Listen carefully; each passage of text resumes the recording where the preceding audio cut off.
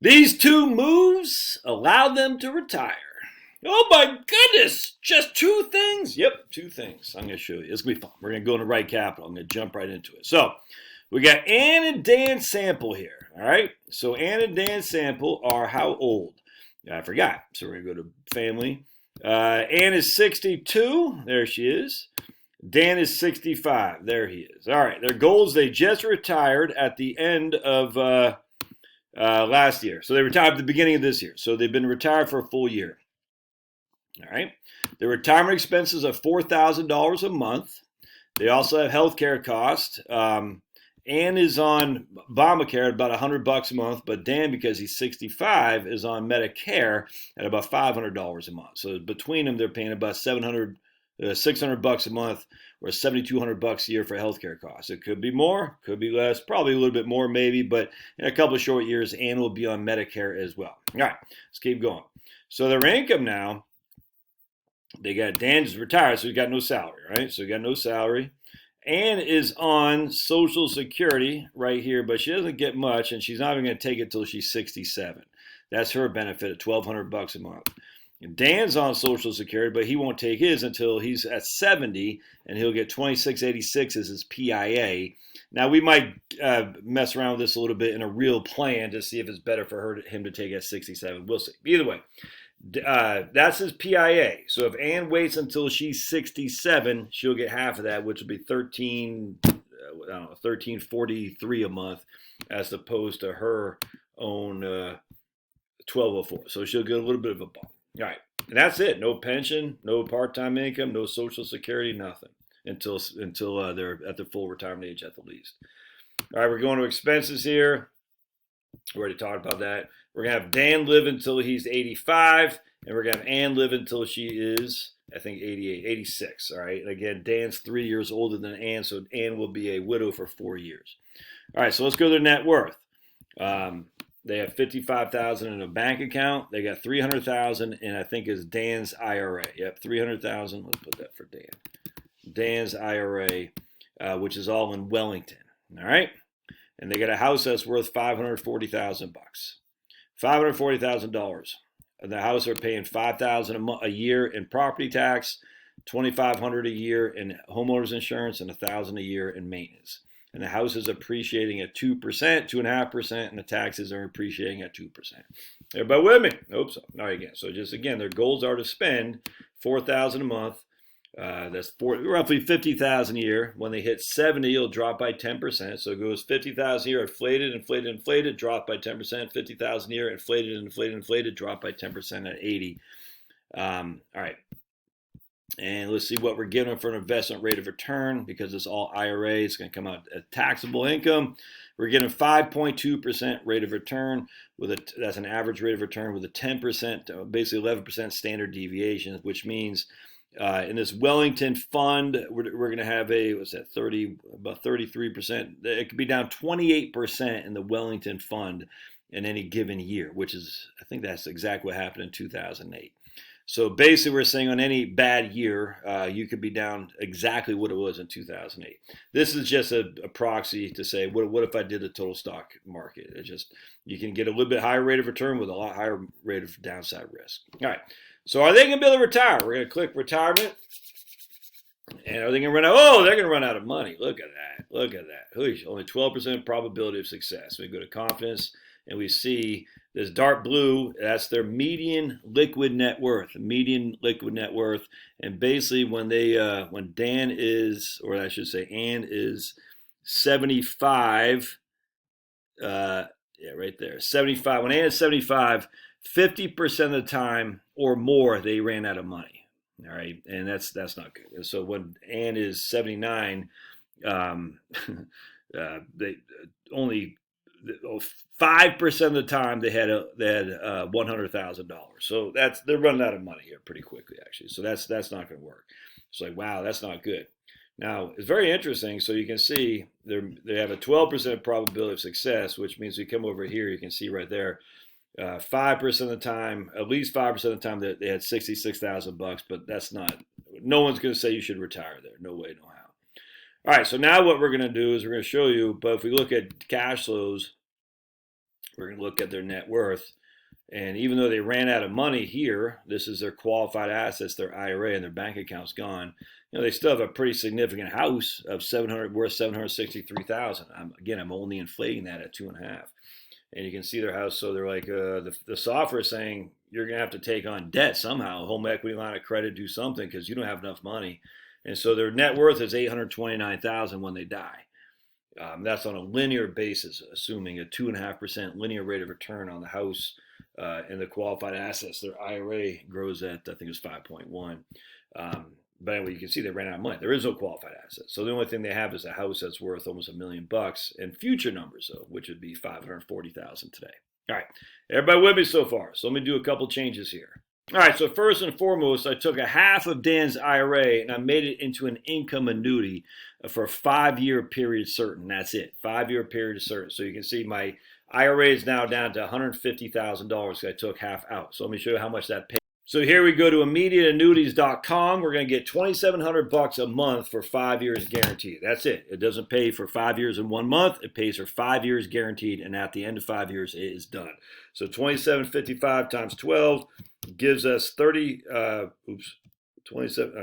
times 50, I should say. 2755. Well, I guess you could do 5 times 5 times 12. It gives us $33,000 a year of income. $33,000 a year of income. It will stop at the end of year 5. So let's see what that looks like. So now they're doing SPIA, $33,060 a year, and you'll see it stops in year 2027 after 5 years. All right. So now what we're going to do is we're going to go over here to Wade Fowles, retirement researcher, and we're going to model a reverse mortgage. And basically, we're using $500,000 as a property. We're using roughly 6% as our interest, give or take. What was that? 6.5% is our interest rate. 6.5% is our interest rate. We're going to say we're going to take a 10-year payment. It's going to cost us what we say our closing costs are $12,000. I think is what I put for closing cost. Is that what I put? Closing cost. We'll add to that. It's fine. Anyway, so we're going to put close. But anyway, our long story short, we're going to take a 10-year payment of $1,100 a month for the rest of our life. All right, $1,100 a month, $13,747 a year. We're going to put that in here. I think I had closing cost. Let's do 16,000. I think is what it was. When all said and done, we're going to do how much did I say again? 13,747 a year. 13,747. 13,007. Oops. Let me just pause this real quick. 747. Hold on a second. Let me pause. So what we did is we did a reverse mortgage at basically 13,747 a year. We put closing costs in there. We put an annual fee of 50. I have no idea what the annual fee is. We put an interest rate of 6.5, and we're going to do that. It's going to start right now, and it's going to end when they both die. All right, so I hope that makes sense. And then what we did, of course, we had to reduce the value of the accounts to half, to 150, because we reduced the value of the annuity of the IRA to do the SPIA, and then we still have this property. All right, so let's take a look here. Nothing else will change. Everything else will stay the same. That's it. Crazy, huh? Oh my lands! We got 100% probability of success and a median liquid net worth of $219,000. How could that possibly be, Josh? Well, let's take a look. So our confidence is we're spending down our assets until Social Security kicks in. All right. So all right. So here's Ann. She's 62. They got a median net worth of $200,000. Liquid net worth.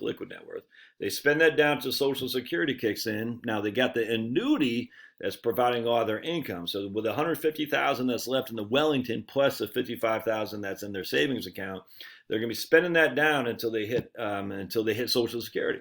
Then Social Security kicks in, and now their liquid net worth is actually growing because Social Security is kicking in. The annuity goes away. Social Security more than smokes what the annuity was paying, but they're also getting the reverse mortgage at the same time. So check this out. All right, so we're looking pretty good. That's fantastic. Let's go to cash flows. Just look at my dogs. They're so doggone cute. We go to income flows. Here's the annuity and the reverse mortgage. $46,000, roughly. Is that 40? A little bit less than $4,000 a month. $46,000 a year is what their income is. All right. Now the expenses are $63,000 a year because they have $4,000 a month in monthly expenses. Housing is $8,500. Healthcare is over $500 a month. You can see the healthcare jumps up once Ann's on Medicare. Anyway, so they're spending about $5,000 a month, but they don't have $5,000 a month coming in. They got less than $4,000, so they still got to dip into their portfolio.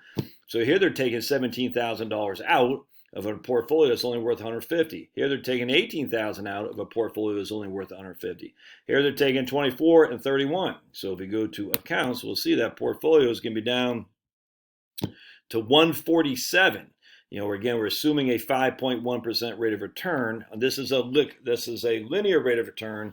I don't think you'd want to make that assumption too much, but even if we go to a Monte Carlo, which is a random scheduled rate of return, we're not running out of money. We go to confidence right here. Even if we don't get the actual 5.1, here we are, some pretty low probability things happening, but even there, we're still down to $87,000. So that looks pretty good. So now we go back to cash flows. Remember, everything is retirement cash flows. Now they got to pay some tax. They got to pull some money from their IRA in which to live on. And now, let's see here. And they also have some, they're living off their cash too. So here they're paying the whole thing from their IRA right here. The whole amount of money is coming from their IRA for which they got to pay tax on. But Social Security kicks in here. So the annuity stops 1, 2, 3, 4, 5 right there.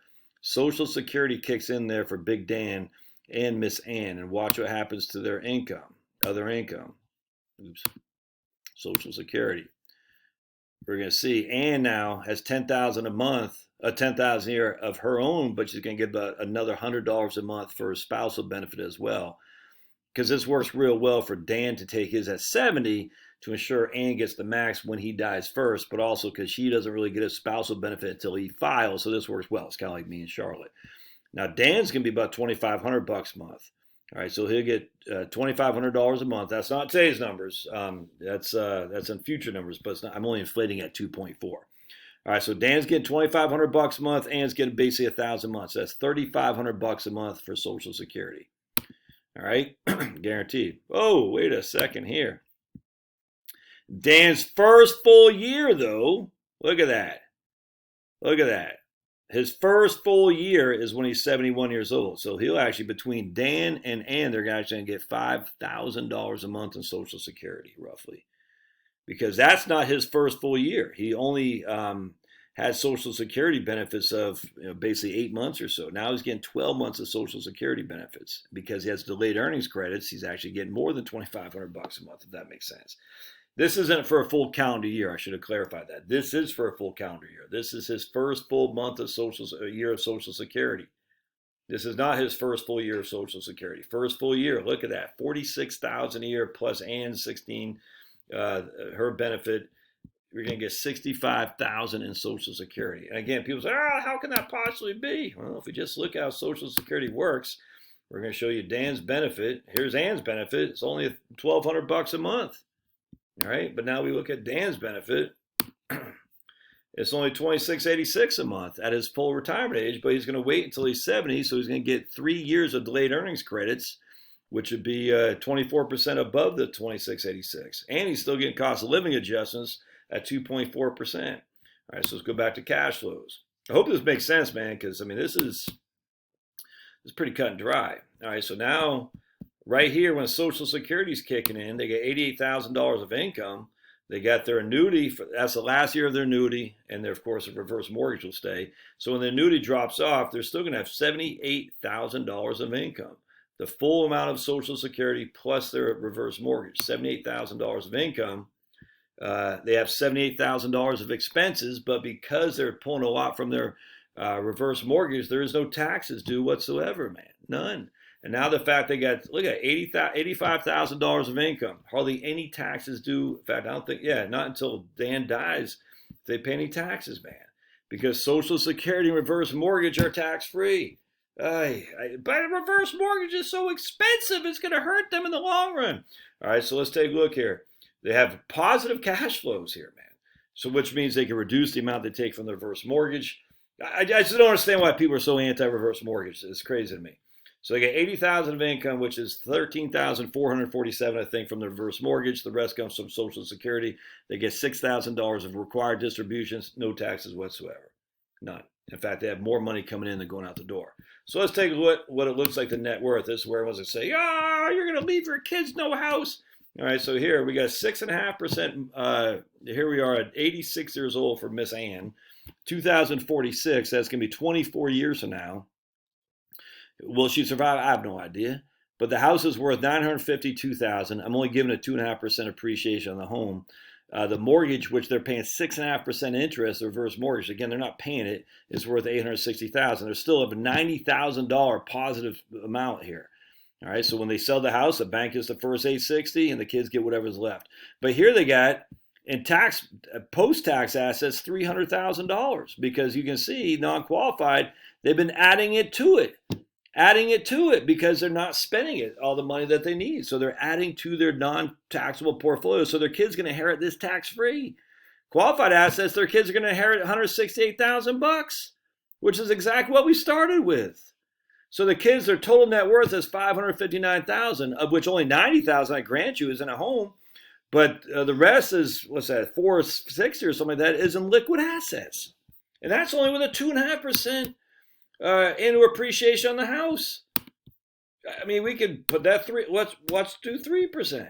And the tax are still, the interest is still 6.5%. I mean, so if we do 3%, now let's go to cash flows. How much are we living in the house now? Oh, we got good net worth. Blink. Now we're leaving $200,000. But does it matter? Because what if they don't have kids? I literally don't understand why people don't start looking more at reverse mortgage, especially now with the interest rates are higher. This is primo time for reverse mortgages, man. All right, let's say they get we'll go to profile. Let's say they don't have any, let's say they have a 1% appreciation on their property instead of that. All right, 1% appreciation. And that will put them upside down, I would think, on the house. Let's take a look. Retirement. Cash flows. Still not run out of money. Cash flows. Net worth. Yeah, so here they're upside down the house. Oh no, upside down the house. They owe $860,000. It's only worth $678,000. You know who's upside down? It's not the kids. The bank. The bank says we're going to sell the house and we're going to literally come and take proceeds of the house upon the death of the surviving spouse. This will be Ann. You guys owe us $860,000, but we're only going to get $678,000. That sucks to be the bank, but that's the way it is. The kids walk away with this right here. There's no obligation to make the difference in these two properties from here. That's why it's called a non-recourse loan. That's why the fees are high on the front end, because they have to ensure that the bank can continue to operate in a way to do business. Only makes sense, man. Anyway, those two tricks save the retirement plan. Nothing fancy. Crazy. Love to hear your thoughts. Tell me how bad reverse mortgages are again and annuities. Dave Ramsey. All right, we'll see you.